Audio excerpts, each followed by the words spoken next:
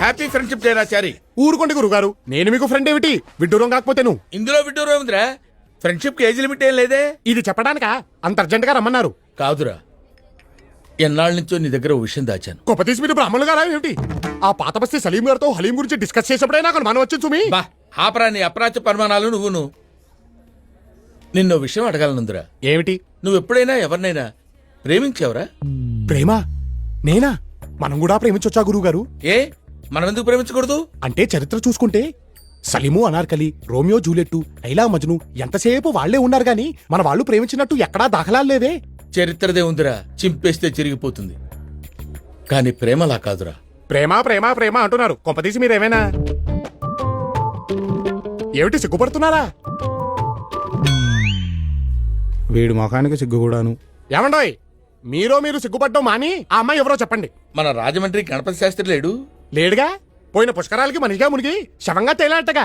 ఆ శవానికి పిండం పెడుతూనే వాళ్ళ పెద్దమ్మాయి శశికళకి బీటేశా. ఏమిటి మంత్రాలు చదువుతున్నా? నోరు మంత్రాలు చదువుతుంటే ఖాళీగా ఏం చేస్తారా? ఏసా. కానీ నా బ్యాడ్ లక్, నా ప్రేమని చెప్పేలోపే దానికి పెళ్ళైపోయింది. అదే పెళ్ళిలో వాడు రెండో కూతురు లక్ష్మీకళని చూశా. Just average. అందుకే దగ్గరుండి ఏదో సంబంధం చూసి పెళ్లి చేశా. కానీ మూడోది చంద్రకళ ఉంటుందిరా. ఇంకది కూడా మిస్ అవుతాయి, మీకు మిగిలేది తల్లే. ఆ టెన్షన్ నాకు ఉందిరోయ్. అందుకే సంవత్సరం క్రితం తల్లి కూతురు ఇద్దరిని సనతనకు షిఫ్ట్ చేశా. ఒరేయ్, చంద్రకళకి నిన్ను పరిచయం చేస్తాను. నా గురించి నేను చెప్పుకోలేని విషయాలు నువ్వు కొంచెం గట్టిగా చెప్పాలరా. అమ్మాయిని చూపించండి గురుగారు, అల్లుకుపోతాను. ఆ పని మాత్రం చేయకురోయ్. పెళ్లిలో మంత్రాలు సాయం చేసినట్టు ప్రేమలో మాట సాయం చేయరా, అంతే. ఇల్లు బాగా గట్టిగానే తీశారు గురుగారు. రే, నువ్వు కూడా నా గురించి గట్టిగా. తప్పకుండా. గురుగారు బాగున్నారా ఆంటీ? మీరుండగా మాకు లోటేంటమ్మా బట్టు. ఆంటీ, చందు ఎక్కడా? ఇప్పుడే తులసి పూజ చేసి మడి విప్పడానికి వెళ్ళింది. చందు. ఒరే చారి, చందు గురించి చెప్పడం కాదు గానిరా, పరికిణి చుట్టినట్టుంటుందిరా. మీరేమో పాడికి పంచకట్టినట్టుంటారు. మ్యాచ్ అవుద్దా? పిల్ల వచ్చారు. అబ్బా, ప్రతిసారి దీనింటి ఏమిట్రా? ఆంటీ, చందు వస్తోంది.